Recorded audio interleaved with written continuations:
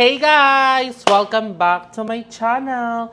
For today's video, ikakabit ng ating cortina and ang ating screen door. Actually, dalawa yung screen door namin. Hindi ko alam kung pinakabit din ni Mama sa kabilang sa likod, yung isa pang screen door. Pero ngayon, kinabit na nila yung isa and ikakabit na din nila yung cortina dito sa ating maywagang kwarto. Kasi ayan, tuwing morning, ganito yung setup namin. Super liwanag. Kung nakikita nyo, kasi super laki ng bintana dito. So, tuwing morning, yung init, nararamdaman namin, tsaka yung liwanag. So, ang hirap matulog ng hapon. So, pag nagka-ano na to, kortina na to, sobrang ganda na nito and sobrang sarap na mag-sleep. Kasi lalo pag hapon. Tapos, madilim. Ako kasi talaga, personally, ayoko ng maliwanag. Ayoko talaga ng maliwanag kahit hapon, gabi. Gusto ko nakapatay ang ilaw kasi parang darkness, it gives comfort sa aking mind. So, andyan si Mama Joben. Bakit inupi mo na yan? Bakit naman mag si Daddy? Ay, oo nga pala. Mahirapan daw siya si Kaso. So, kinukuha pa yung mga, doon, kortina. Actually, may nakaabang na dito na mga, ayun, pang kortina. Ayun, nakikita nyo naman. Papalitan lang yan. Kasi syempre, hindi naman kami pwede magbutas ng magbutas dito kasi hindi naman namin to pagmamay-ari. So, pinaalam namin yan. What's the chika? Makabit na. Ay, ayan na. Ikakabit na talaga. Totoo na talaga yon. So, ayan na. Ikakabit na pala yung cortina. Andyan na siya. So, andyan si Daddy Lito. Ang gumahay ka, Daddy Lito. Ano to? Ito yung mga team kainin. Ang pinaka, magaling umiyak. Charis. Malog na to. So, pinaalam ko naman na to sa may-ari. Papalitan lang yung hook. Kasi nga may naka-ready naman na siyang butas. Ano yan? So, ang kakabitan lang ng cortina is itong kwarto ko and yung isa doon sa may ibaba. Pero yung ibang room hindi na.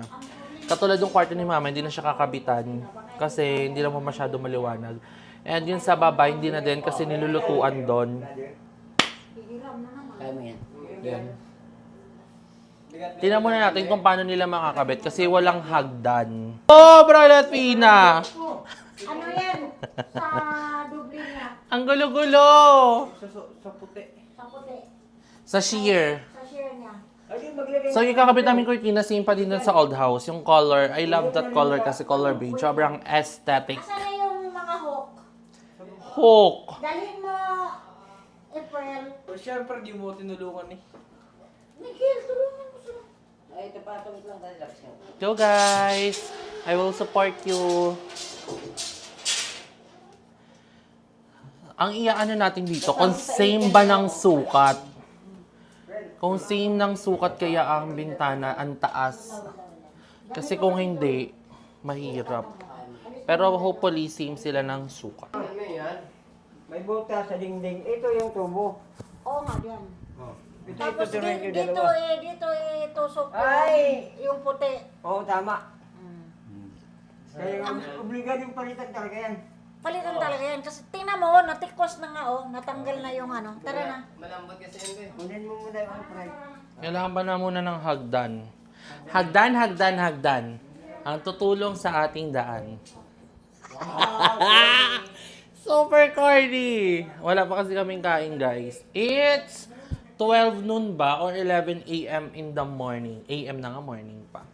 But anyway, I'm so excited makapit ang ating cortina.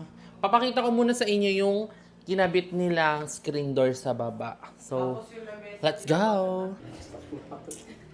Bakit tumatawa ka? Nagbablog na ka pa. Siraulo ka pa. Guys, wala niya. Mukha bang iPad yung pinambablog ko? Di ba hindi naman? Anyway, here's our screen door. Ayun ko po. So, kung napansin nyo, nakabit na siya. Pero binawasan pa to kanina. Ano binawasan? Hindi kasi siya same ng sukat. Ano binawasan? Tinabasan. Yung ano, Mas ito? malaki daw kasi yung... Ito? Binang ba yan? Hindi to ata. Ang galing. Kasi mas malaki ata yung size ng pinto sa kabila kaysa dito. Di ba, Daddy Lita, binawasan nyo to? Etong screen door? Secret. Oh, Ang secret galing door. naman na ano sa ako. Lumabas ka. Ang binawasan ko yung iba, yung ganito oh. Ah, ito, yung brace. Hawakan mo tawa. Yan lang siya. Saka hindi yung Yun nga, kasi malaki nga kasi yung Yung ano. pintuan, yung bridge lang, ipakta ka. Ito yung tinanggal. Ang toxic mo na naman. Ito lang yung dati no. Ah, ito yung binawas mo. Hindi to pintuan, may pagkaansya ka din eh. Pero binawasan nga ni. Pero sabi mo Binawasan kasi- nga ni. Sabi mo kasi pintuan yung binawasan, napaka-toxic niya no. Daddy, lito kakabit nyo din sa likod. Alin? Yung isa pang screen o hindi daw. May screen pa isa? Dalawang screen na. Sino nabubuksan? Ah, baka nga hindi na. Tapos, ang isa pang ginawa nila is, di ba napansin nyo naman yung table namin isa yung may glass is, so may sobrang ano yung glass. Binawasan na din nila, pinantay na nila, sinakto na nila yung sukat sa ating chair. So, tingnan nyo. So, sobrang dami na nilang nagawa. Like, super galing nila. Recommend, pag gusto nyo magpagawa ng house, pwede nyo silang kuning contractor. So, ayan. Ayan na, pantay na siya. Asan, paano kaya nila ay pinantay ito? Di ba? Nakita niyo sa mga vlog natin nakaraan, may mga sobra silang glass. Pero ngayon, napantay na and super nice na ng ating lamesa. And ang mahalaga nga is nakabit na yung screen. Kasi nga, ang hirap pag laging nakasarado yung pintuan. Kasi nga, ang init. Tapos pag nakabukas naman yung pintuan lang, syempre yung mga langaw pumapasok, mga insekto. Ayun, pag nagluluto, para hindi nakulog. Kulog? Kulob. So, ayun. Yun naman ang mahalaga. And, ang next na lang is ang cortina sa kwarto Ano ko. kung nakabitin ko dito? Hindi na talaga. Kakabitan din to. Ito pa isang kakabitan na cortina. Diyan na ilalagay yung TV pala, guys. Update. Dito na. Update pala. Ayan, nakalimutan ko i-explain sa inyo. So, dito na ilalagay ang ating lamesa, ay TV. Toxic ka talaga. Dapat kasi dito daw. Pero mas maganda pala dito. Maganda nga din actually. Kaso mahirap lang, pag bumukas sa pintuan. Bakit? Hindi naman nabot ah. Ay, may ganyan na yan. Hindi man siya gigitna. Ba't mo pa igigitna? Dyan na siya. Actually, okay din. Ang toxic. Ang toxic ng mindset na igigitna Tapos, pa. yung upuan, no?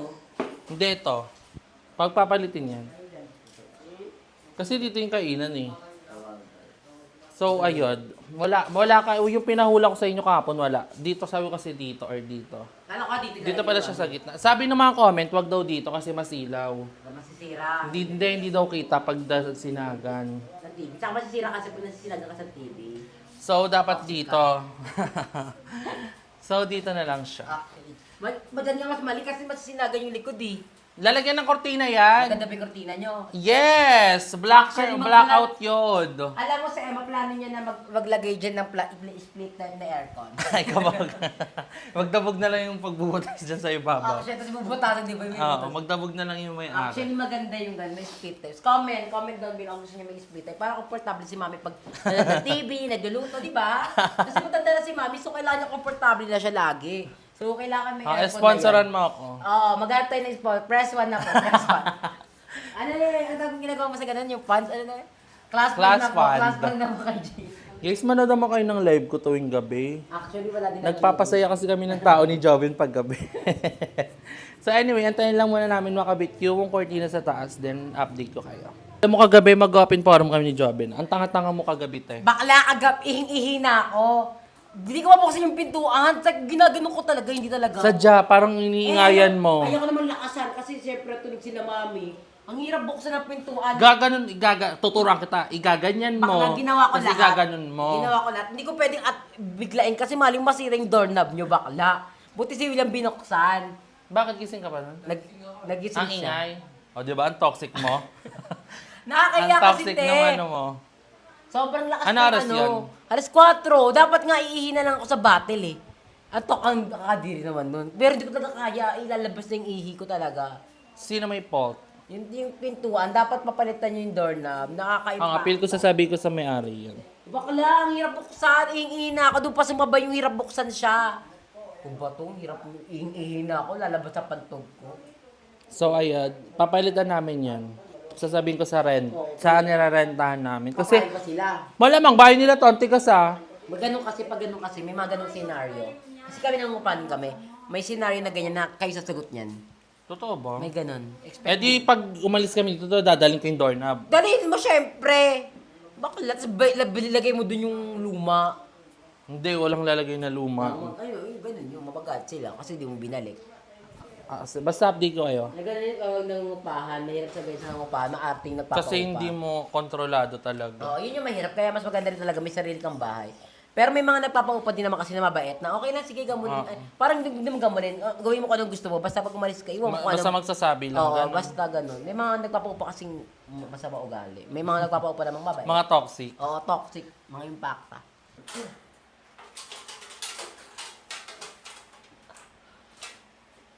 Saan ka nangiram yan, ma? Sa Lisa. Huwag mo isabi sa dingding kay Bagasgas. Delikado pa naman may rin ko.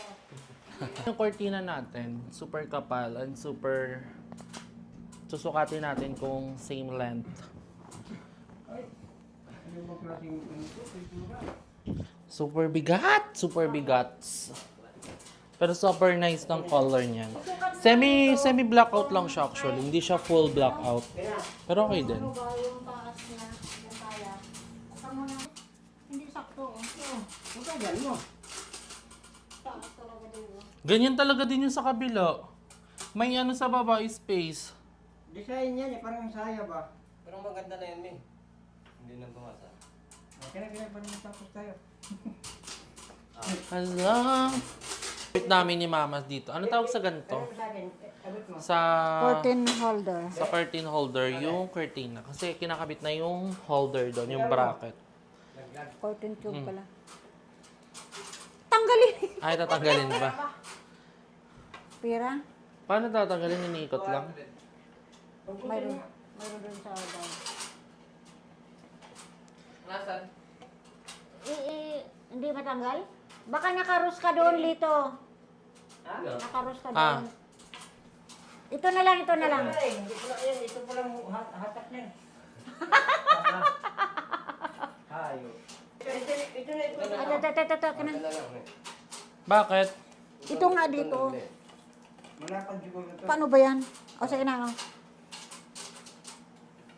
Asan yung ano dito? Tuhugan. Anda ba? Nandun yan, adjust na. Yan, yan. O sige na, sige na. Wait lang. Quarter hanggang... Trial muna, trial. Doon sa ano, kunin mo yung bag kong itim. Ayan, sakto naman siya. Divine. Uy, hawakan mo.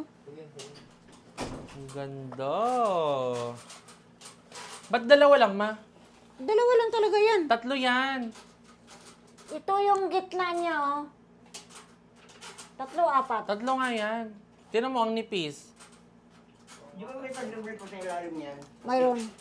Mayroon pa. Tatlo. Wait lang, Lito. Kulang yan. Kulang pa yan. Handang lang, bababa. Hanapin mo nga Hindi dito. ba kayo ngayon? So, basta tatlo yan, guys. Tatlo lang yan. Tatlong ganito? Mm-mm.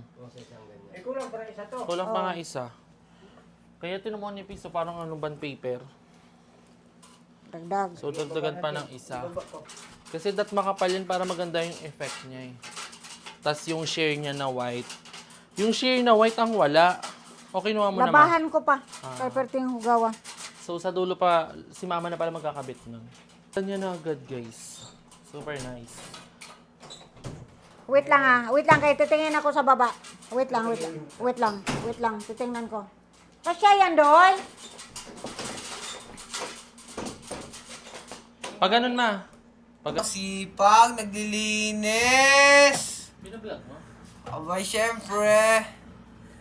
Sipag na guys, naglilinis siya guys. Wala ma, kwarto ko to. Sa bagay, kwarto mo nga to.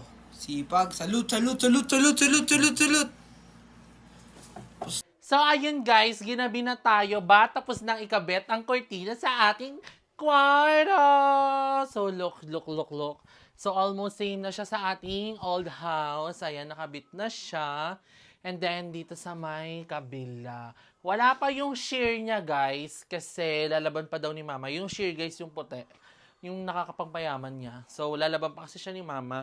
Kinabit na din ni mama yung cortina sa kabilang kwarto. So, anyway, nilagay din pala ni mama to dito. So, medyo gumaganda na ang ating kwarto and ang ating house. And, wala na kaming gamit na kailangan sa kabila. Nalipat na namin lahat.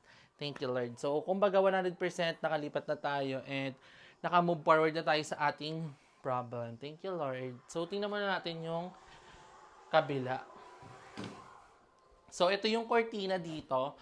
wala pa din yung sheer niya. Pero mahalaga kasi talaga yung cortina kasi pag umaga, syempre maaraw, tapos pag gusto mo din ng madilim para hindi mainit. So, ayan, cortina. So, semi-blackout naman to. Wala pa din yung sheer niya kasi lalaban pa. Pero almost goods na talaga lahat. Sa kabilang kwarto, hindi na nilagyan yung walang natutulog kasi hindi naman na kailangan. Ay, meron pala! Hindi ako magdidesisyon for today's video. Meron din pala siya dito. Pero yung dito is wala. Piling ko pinalagyan ni mama dito para may privacy. Kasi nakikita ng likod sa kapitbahay. Yung dito, hindi na siguro kasi wala naman na kaming kapitbahay. Pero, etong room na to guys is, ano namin to? Anong tawag doon? Yung laundry, yung sampayan. Dito kami nagsasampay. So, dito din yung computer mo ba? So, aayusin pa to ni mama for sure. Pero, ayan, at least tapos ng paglilipat namin. And then sa baba, papakita ko din sa inyo dahil nakabit na yung TV. Papakita ko sa inyo kung anong pwesto niya. So, let's go. Bumaba tayo. Samahan niyo ako. And then dito si mama naglilinis pa din. Ayun. So, kung makikita nyo, ayan, nandito na yung TV natin. Ayan, nanonood kami na volleyball ng mga kaibigan namin. Dito nilagay yung TV para hindi nga masiwikatan ng araw. Kasi nakita ko sa comment niyo sa last vlog na yung TV dapat tayo nakalagay sa hindi nasisinaga ng araw para hindi mag-against the light pag nanonood. And masisira din ata yung kasi TV pag naarawan. So yun, tapos na talaga siya, be. Tapos siya talaga siya. Tapos ayun nga yung screen natin. Di ba? May silbi na siya. So tanongin natin si mama anong masasabi niya sa wala na tayong gamit sa kabila, ma'am. Wala na tayong gamit, di ba? Aircon. Ay, oo, yung isang aircon. Hindi pa. Nakakabit sa kwarto nyo. Yung aircon. Actually, yung aircon na yun, nasa lumang kwarto ko. Saktong-sakto yung sa kwarto nyo kasi maliit lang. Lalamig talaga yun. Nung sa kwarto ko kasi hindi masyado yung lumalamig, lalo na pag umaga, hindi. Para lang kayong nag-electric pa ng number 5, ganong level. So, ayun na ano masasabi mo, almost complete na yung gamit natin dito sa bahay. Ano talaga, most complete na talaga. Gusto ko nang tapusin, parang ma-relax na yung pag-isip ko. Kasi pag hindi pa mahakot lahat, isip doon, isip dito, punta doon, balik dito, hakot ng hakot. Kasi nga, pinahakot ko na. Yung ibang halaman na malalaki, Yun na lang yung kulang. hindi ko na dinadala yun. Kumuha lang roots. Mayroon akong kinuha, pero yung ibang mga kaibigan ko, hinihingi nila yung lahat. Sabi ko, kunin na ninyo anong gusto ninyo. So, ayun. At least, we're almost done na. Ang next na lang is ipaprocess yung mga papers doon. Pero well, see, update ko din naman kayo doon. So, we can proceed na sa ating house blessing. So, abangan niyo yan, guys. But anyway, nagluluto si Mama Joby ng dinner namin. Yeah. Anong niluluto mo, ma'am? Hindi ko na pang ito tawag. Parang tomato paste. Chicken and tomato paste. Yun lang. Lagyan mo na special, chicken tomato paste. Yun lang. Specialty ni Mama Joby niyan. So, ni-request ko, madaming patatas. Cause I love patatas. Hindi ito yung lagi niyang sinasama sa vlog niya. Oo. Parang pangatlo niya na ata na vlog to. So, ayun lang naman guys. Nilagyan din yung cortina pala dito sa baba. Ayan, may cortina din. So, parang nasa lumang bahay pa din tayo kasi parang same pa din. Cortina, TV, design ng bahay. So, parang di din tayo lumipat. Tapos, nilagyan din dito sa may loob ng kwarto. Pero yung dito, hindi pa nakakabit ni Mama because kailangan niya pang ayusin yung mga lalagyanan ng kaldero. But anyway, ayun lang yung vlog natin today, guys. Thank you so much for watching our vlog today. I hope na na-enjoy nyo. So, ayan, perfect na. Nalipat na natin lahat. And wala na tayong problem. And then, yung cortina doon is perfect na. Makakatulog na kami ni Mama Joben kahit hapon or kahit anong oras sa umaga kasi hindi na kami masisilaw. So, ayun lang guys. Thank you so much for watching our video and sa pag-support sa aking vlog. I love you all so much. I'm very grateful to all of you. And as them just natin para pagkada. So, ayun guys. Thank you so much naman. Hindi din nag-skip ng ads natin and sa lahat ng mga fairy godmother. I love you all so much. Hanggang sa muli. Bye! Paalam!